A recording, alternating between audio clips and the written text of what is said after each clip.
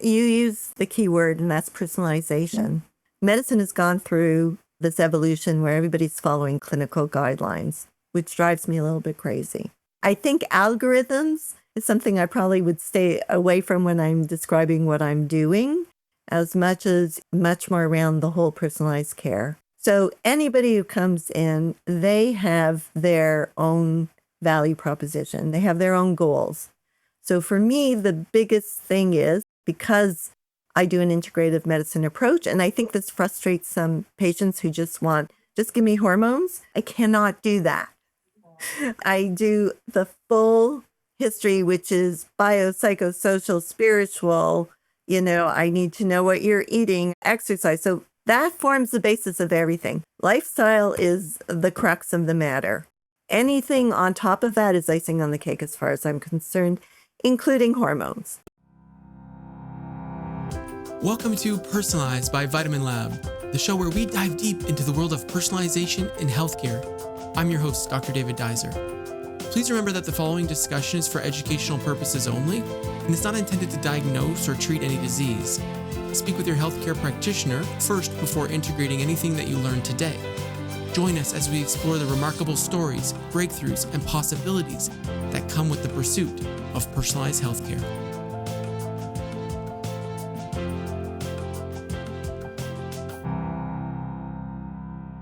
Welcome back to Personalized by VitaminLab. I'm your host, Dr. David Duizer, and today's guest is a true pioneer, one of Canada's first integrative medicine physicians trained at the University of Arizona in the program that has since become the gold standard for integrative medicine across North America. Dr. Esther Konigsberg is the medical director of Integrative Medicine Consultants Incorporated, an assistant clinical professor at the University of Arizona's program in integrative medicine, and the current chair of the Ontario Medical Association's Complementary and Integrative Medicine Medical Interest Group. She has shaped curriculum at McMaster Medical School, chaired the Integrative Medicine Fellowship Recognition Committee, and has been lecturing to public, academic, and corporate audiences since 1996. Her philosophy is straightforward. Optimizing health means caring for the body, the mind, and the spirit together. Today we explore how her career has evolved and how we get into the clinical details on two areas I find compelling in my own practice: low-dose naltrexone and bioidentical hormone replacement therapy. Please welcome Dr. Esther Konigsberg. Welcome back to Personalized. Thanks for tuning in. I'm here with Dr. Esther Konigsberg. Welcome, Esther. How are you today?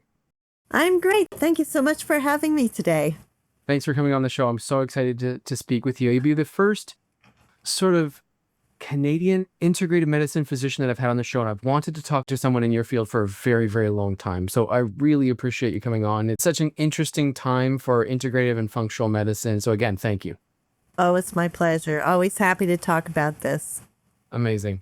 Tell me about how this initially started, because my understanding is that you're one of the original functional medicine, integrative medicine physicians in our country. And I'd love to hear about what made you decide to take this path for your career. Tell me a little bit about it. Well, thanks so much, David. There were folks before me, so I do stand on other people's shoulders for sure. But I went to medical school all the way back in 1980, and I went to McMaster Medical School, which actually was a great school to go to. Because it was problem-based learning. We jumped right in and started seeing patients right away. And there was actually a lot of emphasis on the whole behavioral psychosocial aspect. So, now we might call it mind-body, but, it was early days. And so it was a great education. And I was young. I started very young. And almost from the beginning of medical school, I kept feeling like there was something missing. We always talked about disease. There was never any emphasis on health whatsoever. And that was the parameters. That's what we were working with at the time. But there was something that always felt like it was missing. And when I finished medical school, I went on to become a family physician, which really was a great fit for me because it was all about relationships, not just the medical, but about relationships. And again, I felt like I had all these great tools for medicine, and yet there was something missing, and it wasn't just for me, it was for my patients. Somehow patients don't read the textbooks, and their symptoms don't all fit in nicely, and they don't fully get better when you give them medications. And, that was the main tools I had.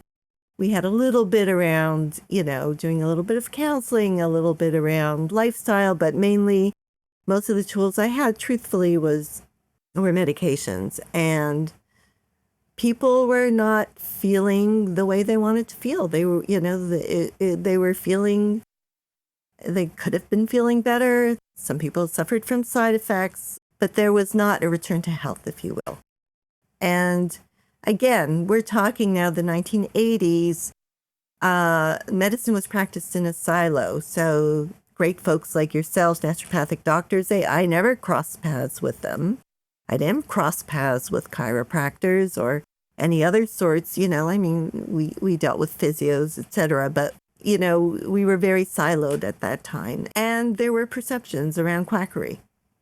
There were perceptions that people who stepped into the alternative world were, was using unscientific methods and putting patients at risk.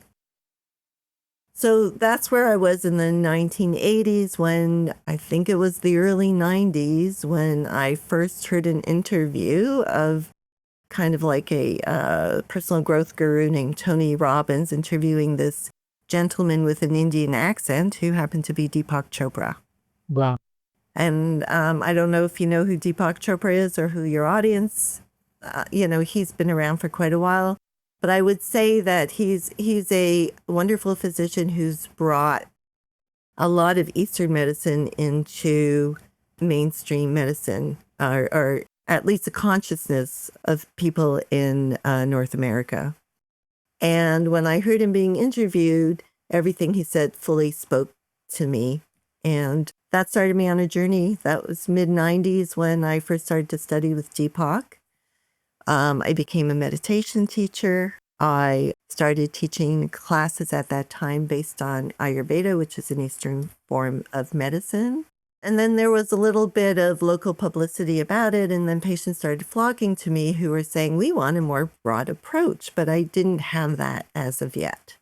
And then the University of Arizona started a fellowship in something new called Integrative Medicine.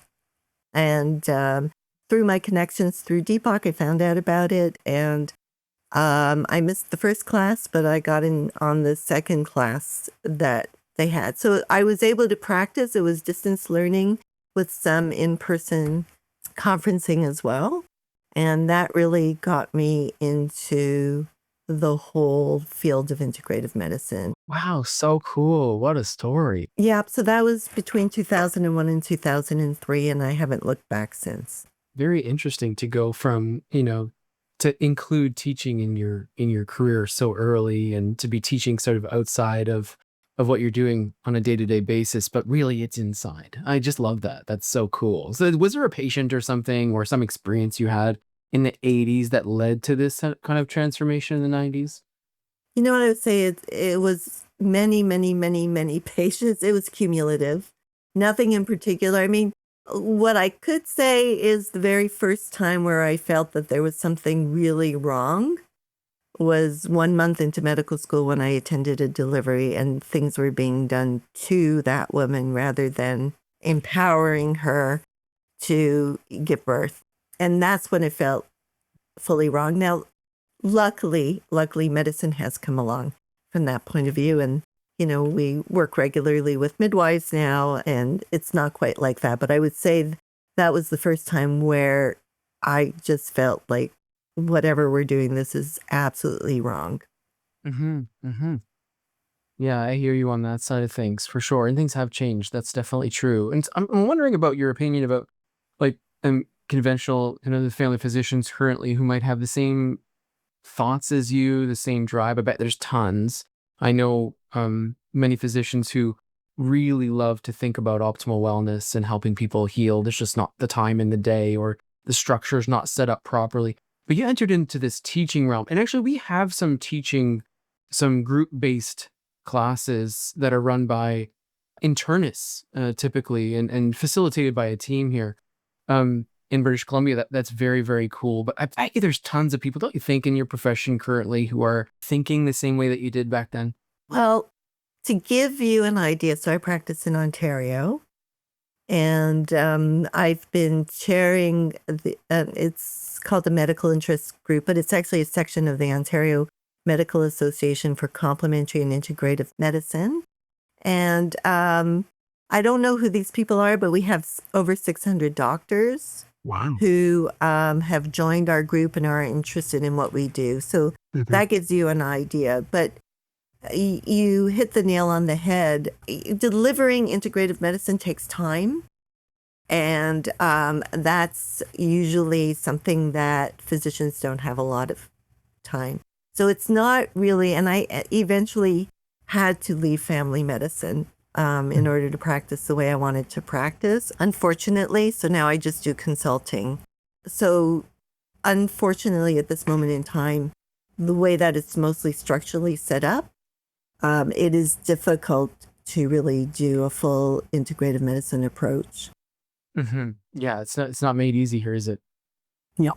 So what did you notice when you started teaching? So you're basically teaching mind-body medicine and integrating Ayurveda so early. What did you start noticing? So people were obviously flocking to you because they were very interested in this, but they were probably really interested in just that you have all this medical expertise as well and the ability to combine the two. What was your experience like there? Well, people are thirsty for it. I mean, one of the things we don't realize in Canada, but in actual fact, healthcare is consumer driven. Cool. And medicine is has fallen behind from what the consumers are desiring. And I mean, you walk into even a regular pharmacy these days and they have shelves of supplements, right? You see folks like yourselves, there's tons of naturopathic doctors all around now. Not when I first began. They were rare. You know, chiropractic, osteopathic, like there's a lot of allied healthcare practitioners out there. And for physicians who don't have the time, sometimes, and this is something we did when I was studying integrative medicine for the first time, was I met with other sorts of practitioners. And so sometimes, you know, finding other allied healthcare practitioners in your area who you can perhaps refer to, just as, you know, if a doctor would refer to a surgeon, for instance, because we can, you know, because family doctor's not doing surgery, same sort of thing. If you can, you know, create a really good relationship with a lot of these allied healthcare practitioners, that's one way of kind of, you know, of addressing your patient's needs. Because if you're comfortable with that person, if you feel like, you know, they'll then let you know what they're doing for your patient and that they understand, let's say, the medications they're on. And so, you know, drug supplement interactions are very important to be aware of. You know, there's other ways of kind of trying to get a more holistic approach, even if you're not the one who's fully delivering it. And, you know, these days we're working in medical teams. That's what the, you know, governments are pushing more and more, is that, you know, we're all working in teams rather than, you know, our patients just having one practitioner. In the States, they call it medical homes even. VitaminLab revolutionizes personalized supplements, empowering health practitioners to create tailored supplement formulations that address each patient's unique needs. Bring personalized health to your practice and choose from over 200 professional-grade ingredients to create vitamin formulas that improve patient adherence and result in tangible outcomes. All ingredients are sourced from the world's most trusted suppliers, and VitaminLab provides hands-on support to help you formulate and launch personalization to your patients. Say hello to a new era of personalized supplement solutions. Go to getvitaminlab.com/personalized to save $100 off your first formula. Medical homes. Okay. Yeah. Interesting. Yeah, that's a really good point. I've gotten a few referrals from family physicians in my neighborhood, and it's like seeing a unicorn. I get all shaky and excited when it happens. It's really nice. It's so nice. And it's so nice to be able to work with people who like trust you and patients feel really supported. It's so awesome. It's Indeed. really cool. But tell me about your life after becoming an integrated medicine physician. So you go to University of Arizona, you get your certification, start practicing, and then what's the evolution like from there? So in the middle of those 2 years, I realized I couldn't continue on in my family practice as it was because I Okay. did not have the time to deliver the new tools I had at my disposal. So in 2003, I opened up a center. It was called the Family Practice Center for Integrative Medicine and Health. And at its apex, it was myself and two other physicians. And we had a whole team. We had a naturopathic doctor on site, a chiropractor, massage therapist, a psychotherapist who did Reiki, which is a form of energy medicine. We had an osteopath and a nutritionist, I think, and a Chinese medicine physician as well. Wow, what a team. And it was a beautiful way to practice medicine. But the issue I ran up against was, how do I charge for my services? And it's a long story, but I ran into some issues around there because there was no real way to do it and follow the full guidelines that Ontario set. Mm-hmm. And I had to close after 5 years. It was heartbreaking. Actually, I had to take a year and a half off at that time. It was a gorgeous way to practice medicine. I remember, for instance, I had a patient who was pregnant with twins, and she was about 3 or 4 weeks away from delivery. It was like, could barely get on the exam table, could barely walk. She was in such discomfort. And at the end, I said, you know what, why don't you see my Chinese medicine practitioner? I buzzed him. He had some space. He did a little bit of acupuncture, and she was fine until delivery. Incredible. Walked off his table, and she was great. And that just gives you one example of how we all work together and just really optimize it for our patients. So that was beautiful, but the billing issues in Ontario, and I must say, province to province, there's different issues and there's different opportunities. Since that time, this is 2008, 2009, in Ontario, for instance, we have family health teams where one could imagine that there's a way to do this, perhaps the way I was hoping to at that time, but it wasn't really that much available to me then. So there may be other opportunities to do it, but I had to close because of the way I was billing at that time. And a lot of it was the language I was using. So the one pitfall, if I had to do it all over again, is I would have gotten a health lawyer when I began. And that's what I would suggest for any physician who wants to practice in this space in Canada. Get yourself a health lawyer in your province who understands all the rules. And a lot of it was even the languaging I used when I was explaining my billing practices to my patients and what was on the website. So it was the language that probably got me more in trouble than anything else. And by the time I changed the language, it was too late, right? Pandora's box had been opened. So I had to close it and take a year and a half off. And now I'm not a family physician anymore. I just do consulting. And that's been since 2010, 2011.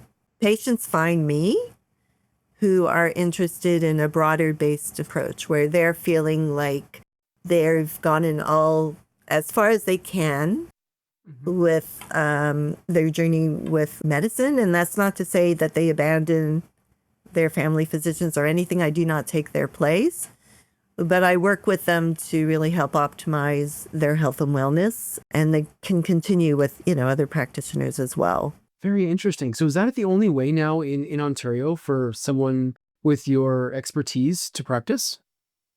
Good question. I'm not sure I know the answer to that because I don't know every single physician out there practicing.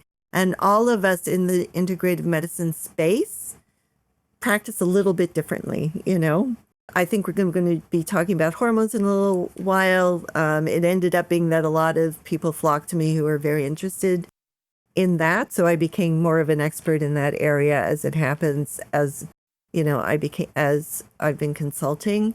Some people do more in the pain space.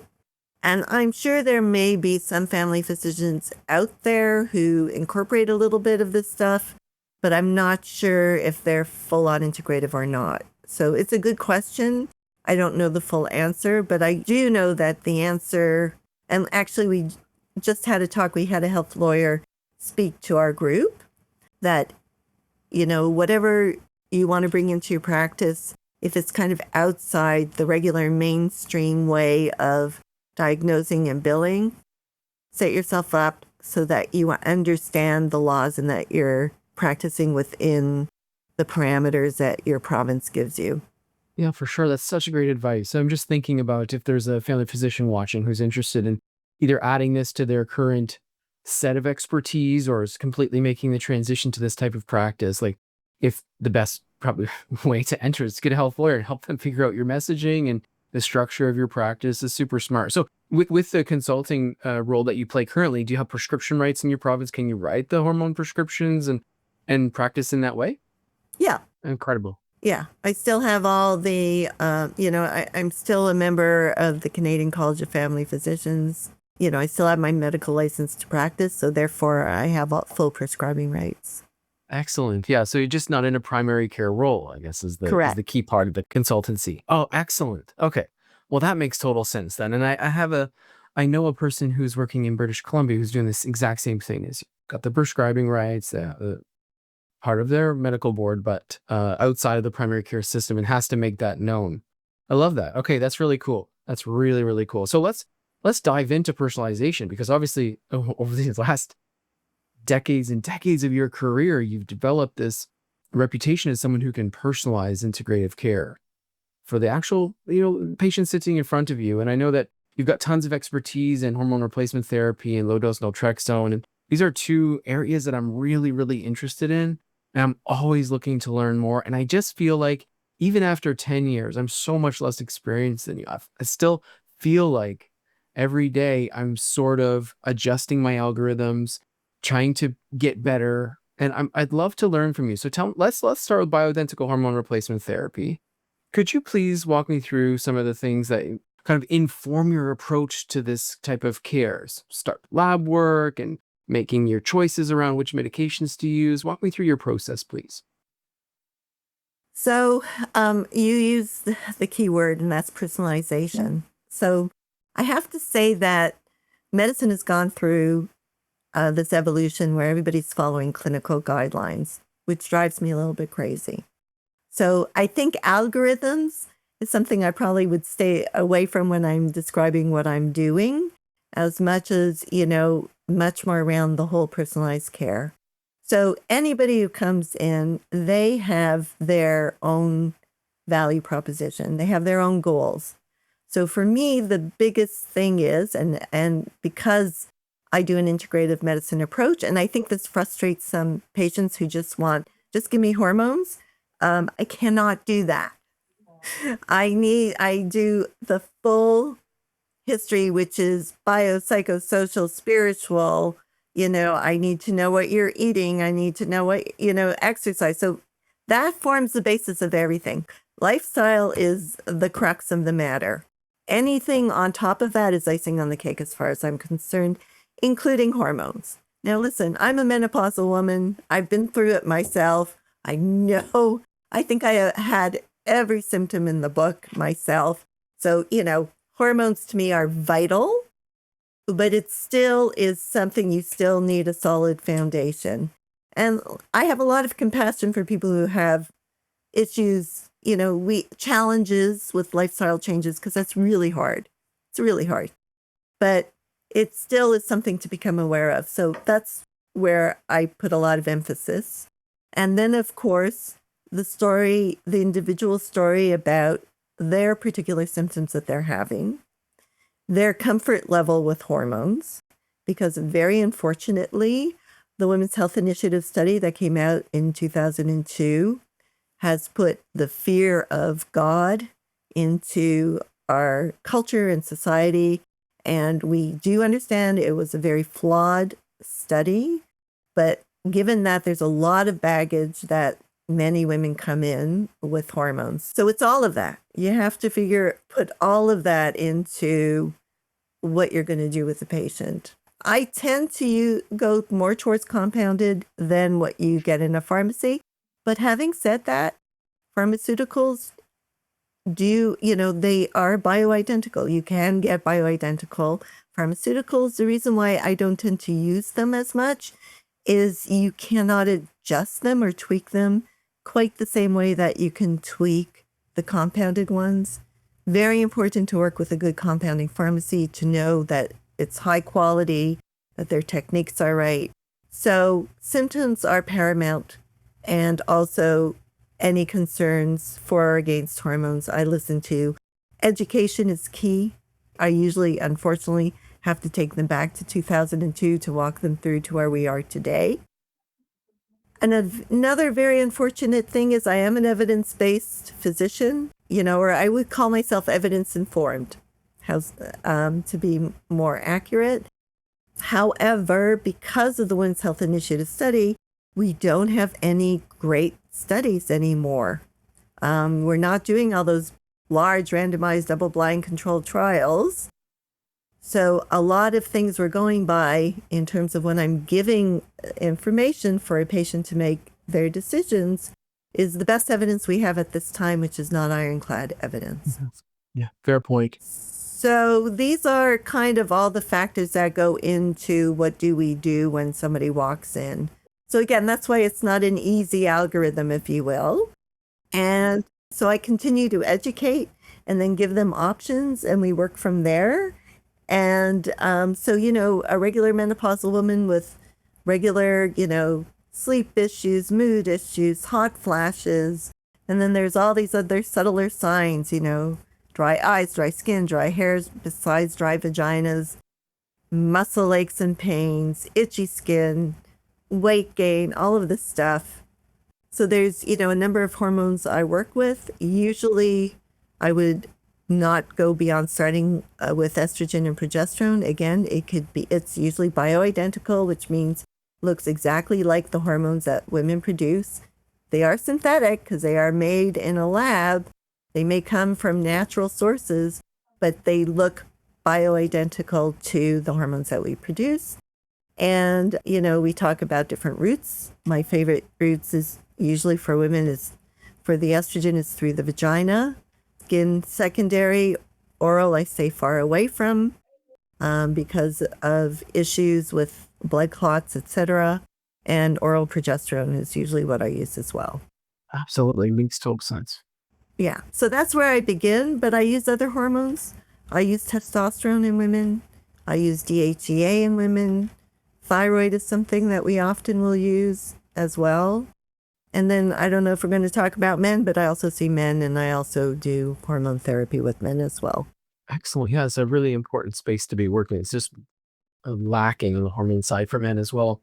But so on this, you started by saying lifestyle. So I'm interested in the mistakes that people make, right? And I think that one of the mistakes that I make often in talking about hormone replacement therapies is really fine-tuning the lifestyle. Like people, it seems like people either come to me for lifestyle advice or they're coming to me for hormone replacement therapy. And I'm interested in your approach to lifestyle for this group. Take the example that you mentioned, someone who has significant symptoms that are considered menopausal symptoms. What is the lifestyle strategy for that person, the pillars that you'd like to fine tune?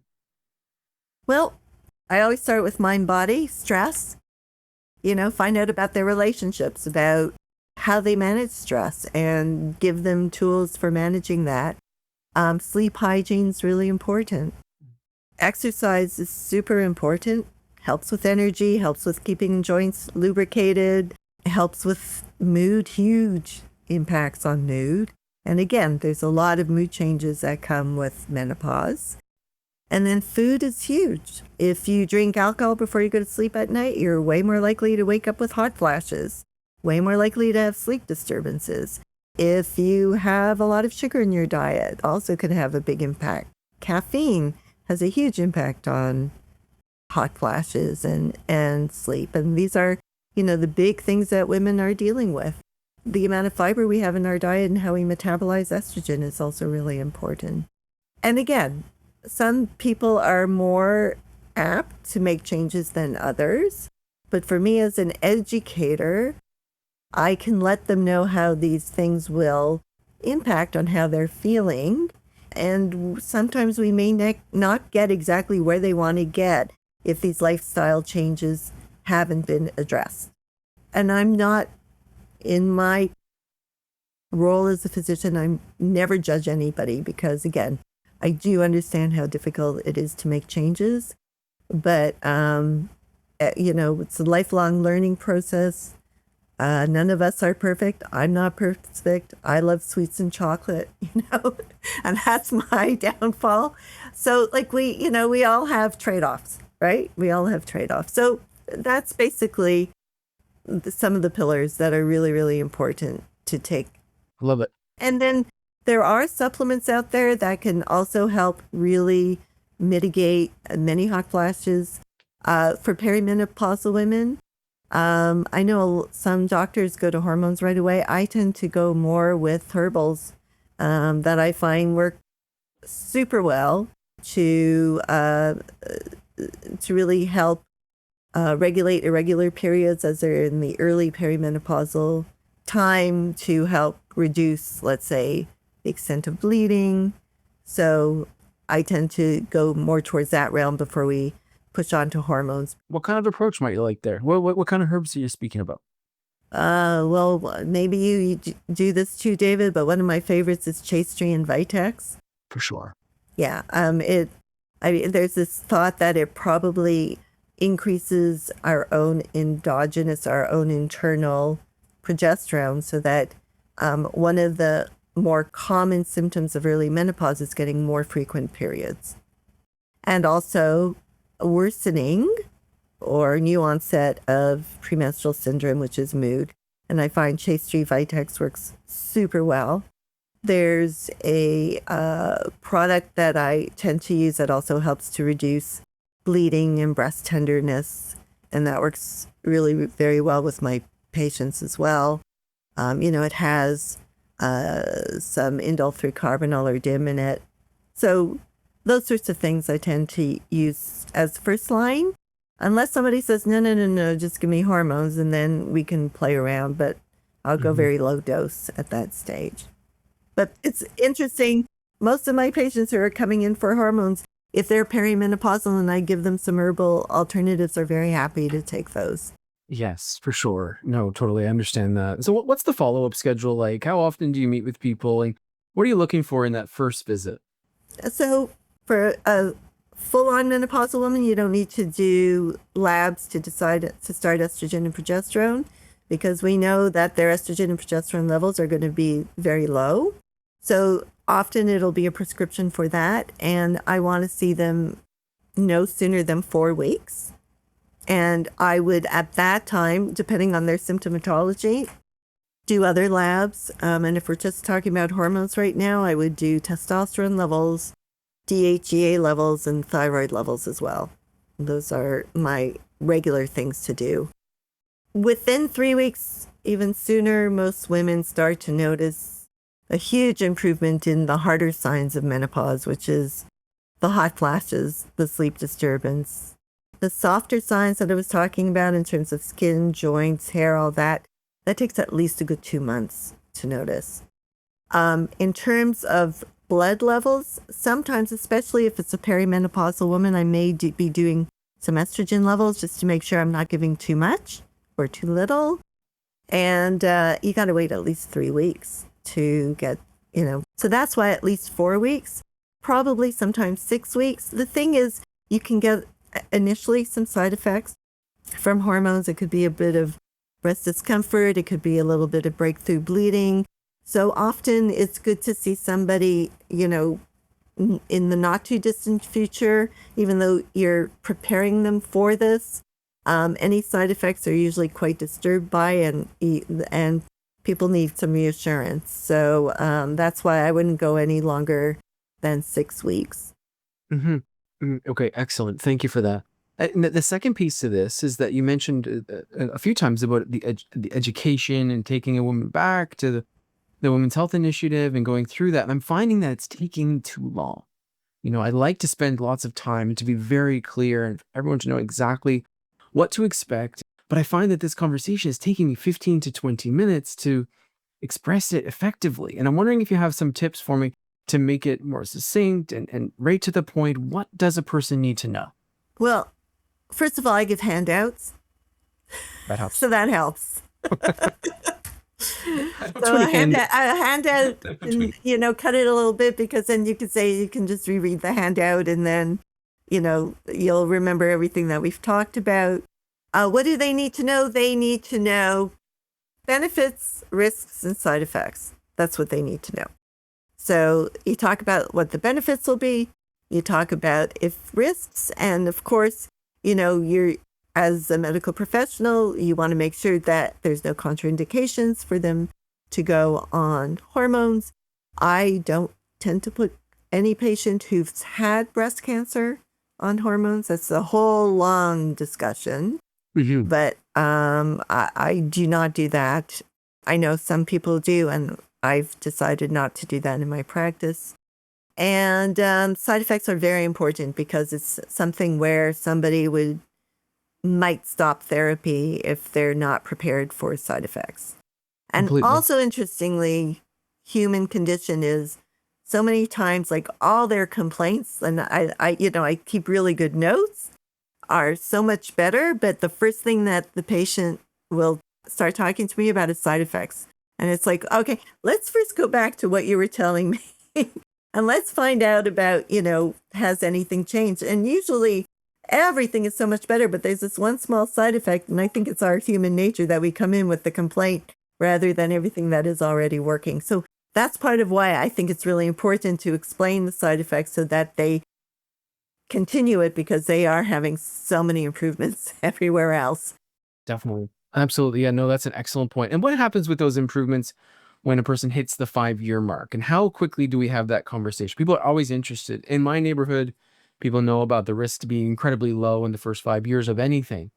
And then it's my role to say, okay, this is going to be great. It's going to be excellent. You're going to get a ton of benefits. And then after 5 years, everyone says, oh, well, this is when you stop. No.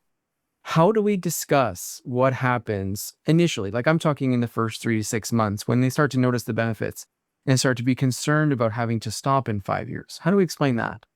What we can explain is the whole 5-year mark was based on old science, and that there has been a lot more research done to show that women who begin hormones, and usually there's this window, and it's actually a window of 10 years, but the earlier the better, that there are trends. And I have to say it's trends. We don't know for sure, but the trends are, it seems like it likely reduces heart disease long term. It seems like it may reduce dementia, the risk of dementia long term. We do know for sure that it helps prevent against osteoporosis. We do know for sure it reduces the risk of colon cancer.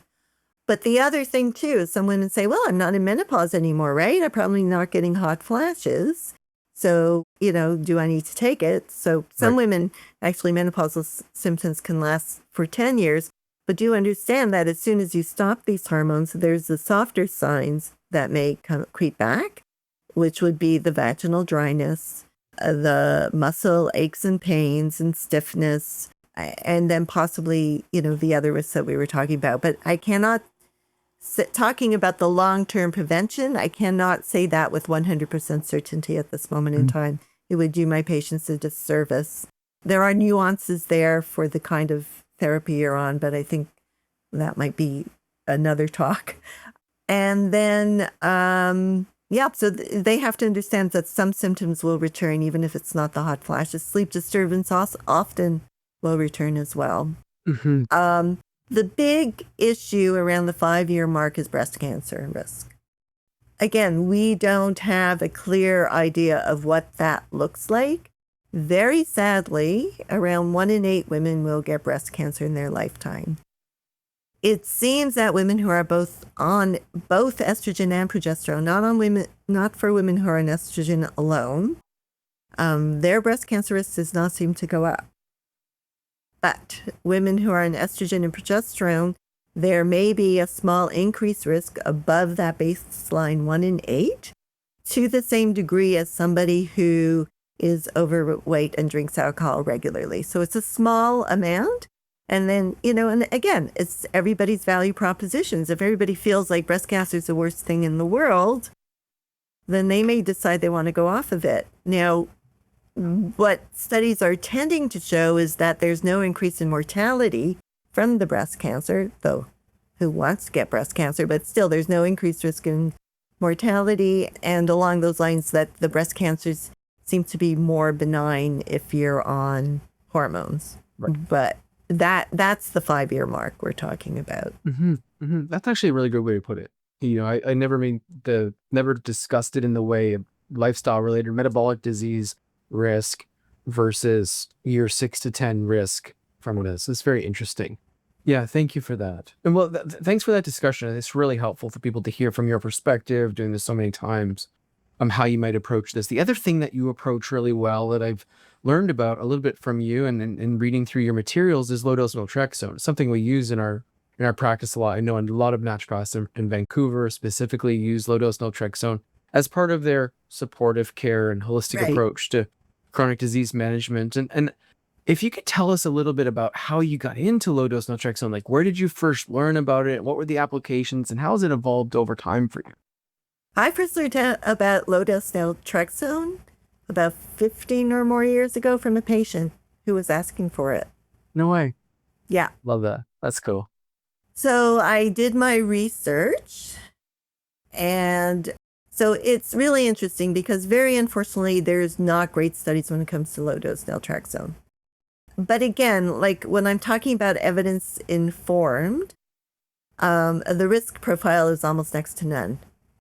So, one of my mentors, Andrew Weil, talks about this sliding scale of evidence, and that the higher degree of potential harm, the higher degree of evidence is required.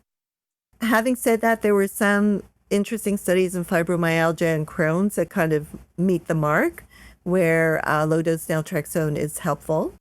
And now I've had 15 years of clinical experience with it and with patient feedback. So, maybe your audience knows, but naltrexone is a drug used for addicts. It's an opioid receptor blocker. It's usually used between 50 and 100 milligrams. Low dose is often used up to 4.5 milligrams. So we're talking about 1/10 to 1/20 of the dose. The theory, must stress it's the theory, is that low-dose naltrexone temporarily binds to our own opioid receptors, which is synonymous with endorphins. And there is this thought that the body always wants to go back to homeostasis or balance and starts to manufacture more of this stuff. And as we know, when we have a boost in our own endorphins, much like a runner's high, a couple of things happen. One is our mood gets better. So I would call it an enhanced sense of well-being. Pain is reduced. Mm-hmm. And then also our immune cells has receptor sites for these endorphins. So it acts like an immune modulator. That's the theory. That if our immune system is overactive as in autoimmune, it's might cool it down. If it's underactive as in cancer, it may boost it up. And then there's also some newer ideas that it also may work as an anti-inflammatory. So I have seen a spectrum of results in patients, and I cannot predict what the outcome will be for a particular patient. So I tell all my patients I've seen it do absolutely nothing for some patients, and I've seen it been a life-changing event for other patients, and then there's all in between. Patients come to me, they're self-selected, right? So they've been reading about low-dose naltrexone. There's not a lot of physicians who prescribe it. In Ontario, naturopathic doctors cannot prescribe it. So patients will find me because they may be on patient forums, they're doing their own research, word of mouth through other patients, and that's how they find me. Mm-hmm. And I've used it in mood, and it's worked very nicely for a lot of patients. I've used it in, those nondescript diseases like fibromyalgia, chronic fatigue, which, we still don't fully understand at all, and we don't have very much in conventional medicine for. And I've had some really great successes there. When it comes to autoimmune, the most success I would say is actually in multiple sclerosis that I've seen. Really? Especially early multiple sclerosis. Okay. And then other things like cancer and autoimmune disease, a little bit of a harder way to judge whether it's working or not. Because the honest to goodness truth is I do encourage my patients to use conventional medicine for these things. And so if they're using it simultaneously, it's really hard to know sometimes what's doing what. But, I've had some patients go on it and come off, and I have many patients who've been on it and stay on because they do feel like it's made a big difference. Mm-hmm. Okay, excellent. Is there any trends that you found throughout the years? Like, say, if patients are watching this and thinking about self-selecting, or if clinicians are watching and trying to integrate it into their protocols. Like for me, I have initiated it with people before, and I've gotten okay at explaining it in a similar way that you have, but still me finding the right spot to use it, whether it's first line as part of the first approach, I should say.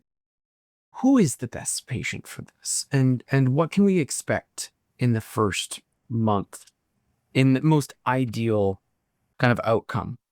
These are hard questions to answer. This is because I'll hard tell you the questions are the honest best truth is, with most of my patients, they're doing a whole bunch of other things at the same time. Mm-hmm. Yeah, welcome to my world. Good. So that's very challenging from that point of view, to answer that question. But I would say that there's some patients who notice a change very quickly within the first 4 to 6 weeks. And there's others who I just encourage, and they tend to be more my autoimmune patients, to stay on it for 6 months and then make a decision about whether they want to stay on or come off of it. Just from the nature of my practice and the way I practice, I can't fully say, and I'm sorry that I use it as first line, because it's always used in a combination of, lifestyle changes, possibly supplements, because there's a lot of things that I would suggest. And the big thing also is nutritional changes, which has a huge impact. I'm sure you're very well on autoimmune, like huge. And because often these are folks who come to me asking for it, it's not as if I was in family practice and I was dealing with somebody who was, who was newly diagnosed, and we were doing lifestyle changes, and then we're doing drugs, and then maybe, okay, let's add this in on top of it. So I wish I could give you a more salient answer. that's all right. Yeah, then no, that's no problem at all. My experience has been that people who have had autoimmune disease for years and don't have medications, and sort of like the disease is controlled, but still experience significant fatigue and low mood. It's really difficult to follow a lifestyle plan when you're super tired. Who's going to exercise it, eat well, if getting out of bed is a challenge? And I have found that it's like it turns the lights on a little bit. It can be very uplifting. For some patients, absolutely. And that can get you onto that plan, which I love, right? Like now we have the resource to eat healthy. Now we have the resource to do a bit more movement, because there's a bit of that anti-inflammatory effect. You're waking up a bit with the runner's high, and it feels like it's sort of like you kind of have that memory. People with autoimmune disease, you kind of have a memory of what it was like before. And so that I like that about it. I like the way you put that, David. Thanks. Oh, thanks. That was well said. But then to your point, there's people who never doesn't do anything, right? Some people, it's like, that was a waste. It wasn't expensive, thankfully. But there are people who don't have any benefit. No. And again, the side effects are minimal, very little contraindications for it, and basically close to no risk whatsoever. Mm-hmm. Is your dosing strategy the 1.5 for a week, the 3, then the 4.5? Often, but I'll often ask patients. I have some patients who come in and say, I am super sensitive to anything that you try. I'll have, a huge reaction. And then based on that, we'll start as low as 0.5. 0.5, So, okay. Yeah, I say, and sometimes I'll say, go with your gut. These are, tell me what feels right to you. We could start 0.5, we could start 1, we could start 1.5. And there was one patient recently who she said, oh, I overreact to everything. I said, oh, let's start at 0.5. She says, no, I think I want to start at 1.5. I said, fine. She tolerated okay? Is she fine? I haven't seen her yet. Fair. She's watching this. But I also allow, let people go with their own intuition, because sometimes, they're their own experts. I have another patient just recently who has interstitial cystitis and has been struggling and really wanted to use low-dose naltrexone. And we put it into a solution. She was using hardly any. And she said, yeah, I want, and she came back to me, yeah, I'm really trying. I take it once a week. And when I take it once a week at the super low dose, I'm shaky. And I shake for a whole day. I said, well, let's forget about it. And she was doing well otherwise. Like, let's put it aside. It's not working for you. Completely. Yeah. Yeah, that makes sense. That makes total sense. We've covered a lot today, but part of integrative medicine, functional medicine, naturopathic medicine, so things change over time. Like I'm adding stuff to my practice now. This last week, I've started adding a bunch of things to my practice and it's evolving. It seems like it's evolving quicker than ever now. I would love to hear about what's happened in your practice over the last 5 years. What have you added? What have you changed? How has the evolution been more recently for you? Okay. I was thinking about this, and what I would say is very frustratingly for menopausal women who put on weight and they do everything under the sun and like they're depriving themselves. They're depriving themselves of food. They're over exercising. And we've tried hormones. Testosterone is supposed to help maintain muscle mass. So you're saying, well, that should be a metabolism booster. Thyroid's not optimal. You're optimizing thyroid. That should be a metabolism booster. Nothing's worked. I thank God right now for GLP agonists for things like Ozempic. And that has been working for my patients who've done everything under the sun and we're still putting on weight. And both of us were frustrated because, and again, like life is for the living and to fully deprive yourself. So I would try to reframe it in terms of you're healthy, a little bit of extra weight or a lot of extra weight, if that's the worst thing in the world. But now I've been using Ozempic for many of these patients and it's been a game changer. Right. It's changed so many people's practices for the better and Indeed. And help with the, physician-patient relationship, just getting the result they've been looking for so long to actually have a win. Yeah. Is so huge. Yeah. And, a lot of people now have been on it and are working on coming off of it, or off of these type of medications, this group of molecules and doing okay. And I love to see that too, to get the win and then to be able to transition because medications shouldn't be forever, in my opinion, if it's metabolic conditions, for example. And so that's really cool. That's excellent. And what's your approach been like? Like, what's your, obviously you're doing nutrition, exercise with them and having this supportive kind of group of therapies, lifestyle related, etc.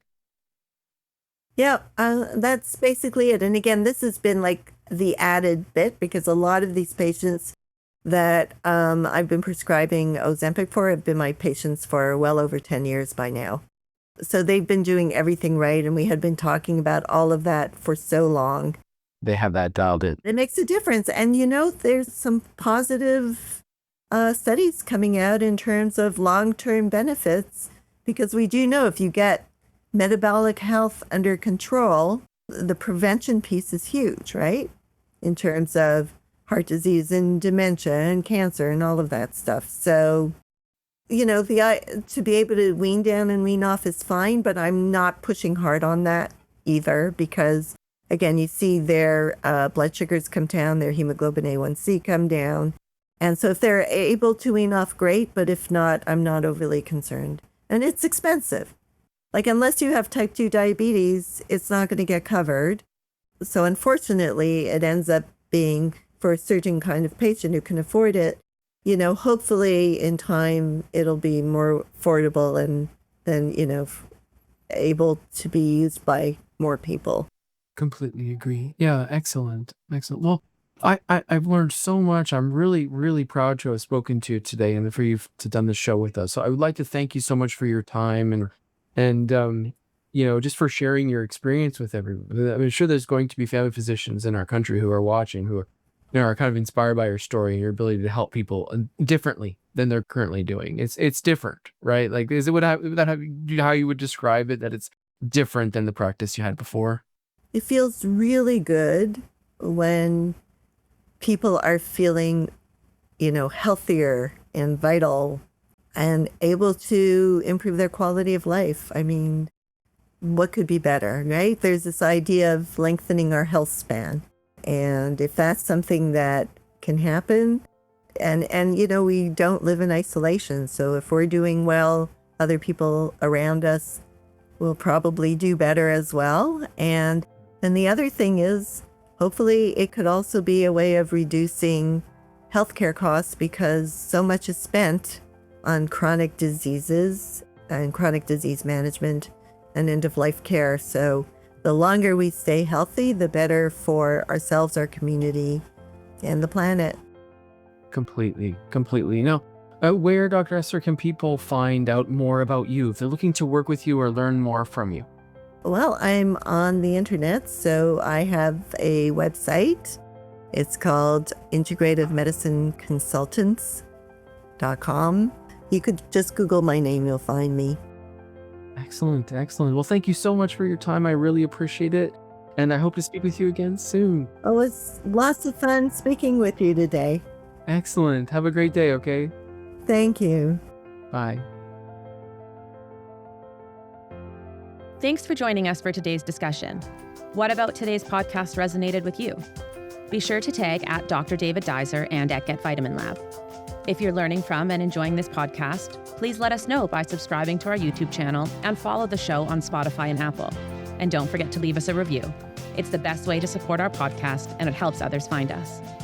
To learn more or book a demo to explore what personalization could do for your practice, please go to www.getvitaminlab.com/personalized.